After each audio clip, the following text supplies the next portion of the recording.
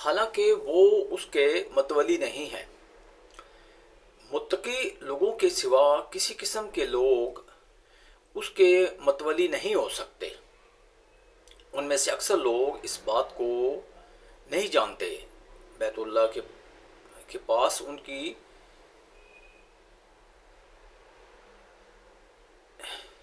کی نماز سیٹیاں بجانے والے تالیاں پیٹنے کے سوا کچھ بھی نہیں۔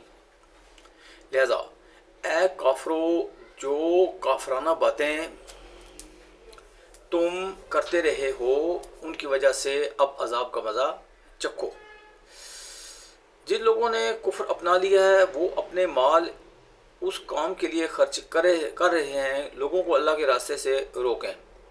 نتیجہ یہ ہوگا کہ یہ لوگ خرچ تو کریں گے مگر پھر یہ سب کچھ ان کے لیے حسرت کا سبب بن جائے گا، اور آخر کار مغلوب ہو جائیں گے،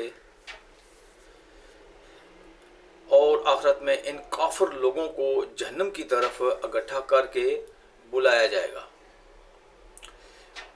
اکٹھا کر کے لایا جائے گا، تاکہ اللہ ناپاک لوگوں کو پاک لوگوں سے الگ کر دے، اور ایک ناپاک کو دوسرے ناپاک پر رکھ کر سب کا ایک ڈھیر بنائے اور اس ڈھیر کو جہنم میں ڈال دے۔ یہی لوگ ہیں جو سراسر خسارے میں ہیں۔ اے پیغمبر، جن لوگوں نے کفر اپنا لی ہے ان سے کہہ دو کہ اگر وہ باز آ جائیں تو پہلے ان سے جو کچھ ہوا اسے معاف کر دیا جائے گا، اور اگر وہ پھر بھی وہی کام کریں گے تو پچھلے لوگوں کے ساتھ جو معاملہ ہوا وہ ان کے سامنے گزر ہی چکا ہے۔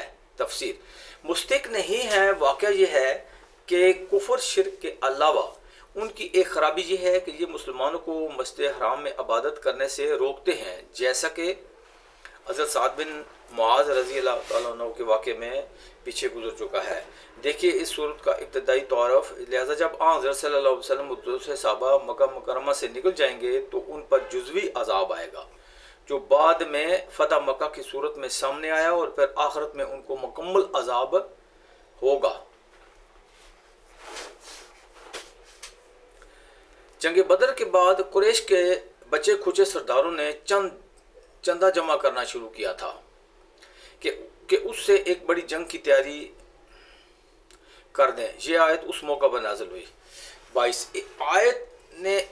اس آیت نے یہ اصول بتا دیا ہے کہ جب کوئی شخص ایمان لے آئے تو کفر کی حالت میں اس نے جتنے بھی گناہ کیے ہوں وہ سب معاف ہو جاتے ہیں، یہاں تک کہ پچھلی نمازوں اور روزوں اور دوسری باتوں کی قضا بھی اس کے ذمہ لازم نہیں ہوتی۔